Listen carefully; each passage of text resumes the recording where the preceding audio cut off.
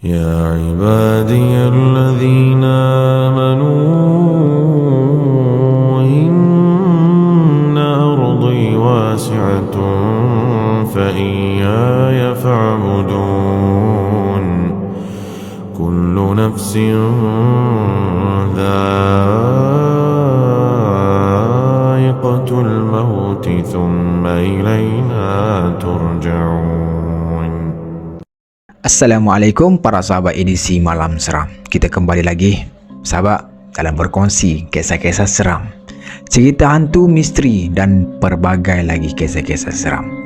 Jadi kalau dengar je suara gi macam ni, maksudnya voice over seram lah pada malam ni.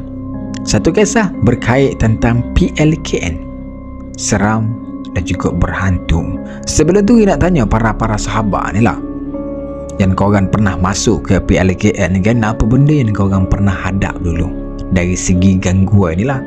Ada yang kena rasuk ke, penampak ke ataupun macam mana, korang boleh komen dekat bawah tahu. Kebiasaan kalau PLKN ni berhantu disebabkan pembinaan tapak dia tu ada di atas bukit, ada di dalam kawasan hutan, semua sama, dan banyak berlaku dari segi site tu je rakan sahabat. Jadi tanpa bermasa kita nak masuk satu kisah berkenaan tentang PLKM ni yang dikongsikan oleh salah seorang perempuan yang bernama Kila, kita panggil. Dia ni menjalani PLKM pada tahun 2006 dan juga dia ditempatkan di salah sebuah kamp yang terletak di Segari, tahu, dekat Lumuk. Dia juga merupakan salah seorang bekas wirawati dekat kamp tu lah. Betul lah, perempuan kan mestilah ditempatkan dekat wirawati. Jadi sedikit sebanyak katanya dia akan menggambarkan keadaan dekat situ dulu supaya mudah tahu jalan cerita itu, supaya korang dengar kan, sebab korang tak boleh tengok, korang dengar je, korang tahu macam mana tahu. Camp ni dia betul-betul berhampiran dekat Pengkalan Lumuk, di mana kita tahu sendirilah dia punya kawasan itu kawasan hutan belukar, lepas tu dia kawasan bukit tahu. Banyak juga kisah yang berlaku dekat situ sepanjang 3 bulan dia duduk situ. Tak perlu lama tahu rakan sahabat nak kena kisah seram ni. Duduk 1-2 hari ataupun 1 bulan tu pun dah cukup kita merasai kisah seram ni. Cuma dia berkongsi apa benda yang dia ingat je tahu.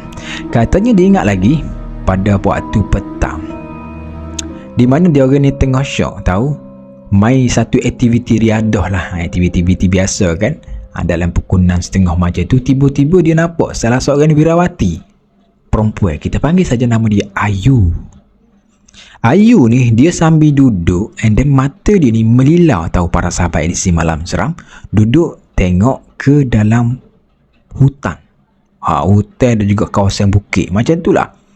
Dia ni macam nampak gelisah tahu para sahabat. Kadang-kadang nampak senyum sore-sore, lepas tu nampak gelisah macam tu. Kita pelik lah tahu, kalau lah kita ada member macam tu, confirm lah kita akan rasa pelik. Jadi si Kila ni pun bagi tahulah dekat jurulatih salah seorang ni, bagi tahu yang mana dia ni tengah bercakap dengan seseorang. Tiba-tiba para sahabat, Ayu ni berdiri dan berlari masuk ke dalam hutan. Nasib baiklah peserta lain ni memang kuat berlari tahu. Sempat jugalah tahu dia nak kejar nak ambil si Ayu ni. Memang suasana masa tu dia punya seram tu bercampur dengan panik tahu keadaan masa tu. Si Ayu ni pula, walaupun dia tubuh je kecil, dan orang dia kecil kan, tapi dia punya kekuatan dia tu kuat pada masa tu. Macam orang kena rasuk lah. Kita tahu sendirilah bila orang kena rasuk, kena histeria ni, kekuatan dia tu melebihi daripada 3-4 ekor kuda. Dia nak bagi tahu punya kuatnya kan, supaya korang mudah nampak. Dan tenaga dia memang kuat lah bila orang kena rasuk ni. Dan akhir lebih kurang dalam 30 minit ataupun 40 minit, Ayu ni dah kembali, maksudnya kembali tenang lah, kembali biasa, setelah mana dia ni dirawat oleh salah seorang ustaz yang ada dekat situ lah. Selepas daripada situ, makan Ayu ni pun dia menceritakanlah kejadian yang berlaku, sebab apa dia berlari masuk ke dalam hutan, naik ke atas bukit tu. Ni masa ni dia bagi tahu dekat dia punya dudum dia lah. Katanya Ayu ni ada ternampak salah seorang perempuan yang memang sangat cantik tahu, berada dekat lereng bukit. Katanya lagi perempuan ni berbaju kebaya warna-warna kuning macam itulah. tengah melambai-lambai ke arah ke arah Ayu ni. Jadi Ayu ni macam tergerak hati tahu. Tiba-tiba rasa tergerak hati nak pergi dekat yang mana pakai baju kebaya warna kuning tu. Bila sampai saja dekat situ, Ayu ni dia bagi tahu dia tengah berjalan, tapi kalau diikutkan dia bukan berjalan pun, dia berlari tahu masuk dalam kawasan hutan tu. Dan bila sampai dekat situ, yang mana dia nampak perempuan tak dicantik kan, tiba-tiba tahu berubah jadi nenek tua dengan muka yang sangat bengih lah pada masa tu, sambil pegang tongkat katanya. Jadi Ayu bagi tahu lagi dia tak boleh nak cerita sampai habis macam mana, takut kena gangguan pula. Memang takut gangguan tu ada lagi kan, kalau dia cerita sampai habis takut kena histeria kan, kena rasuk kan. Satu hal pula tahu. Kes yang kedua pula, apa kata Kila ni berlaku ataupun terkena dekat salah seorang jurulatih perempuan sendiri.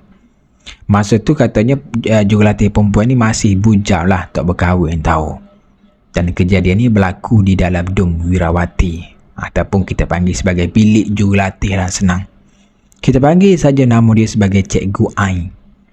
Dan cikgu ni katanya memang sangat tegas. Mulut dia memang pedas tahu. Sepedas-pedasnya lah.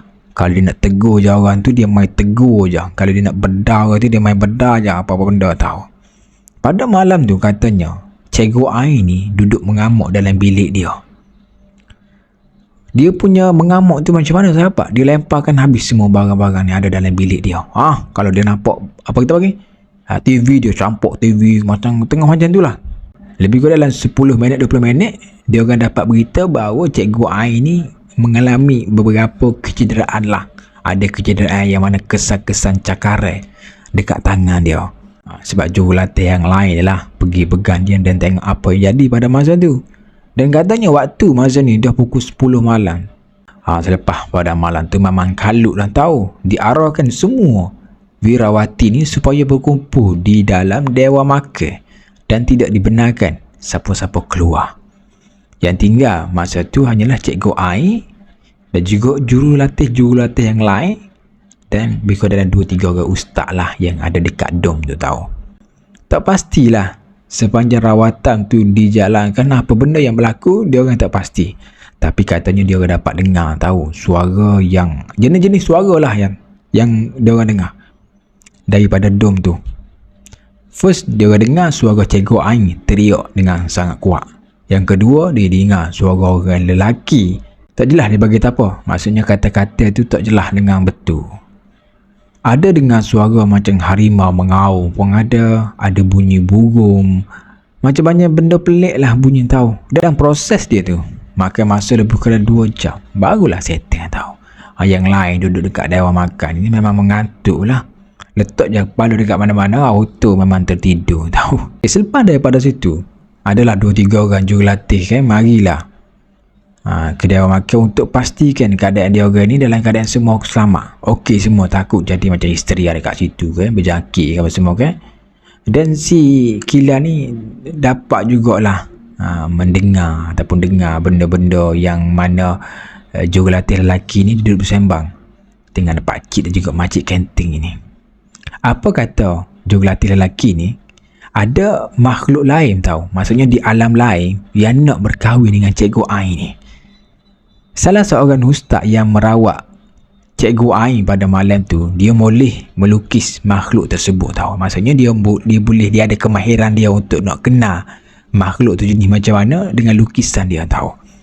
Dan sebelum lukisan tu dibakar, katanya jurulatih ni memang sempat jugalah tengok lukisan tu. Katanya ada dalam 2-3 ekor makhluk yang ada dalam lukisan tu. Yang pertama menyerupai sebiji macam seorang putera raja tahu. Tapi dia ni macam berbadan kuda.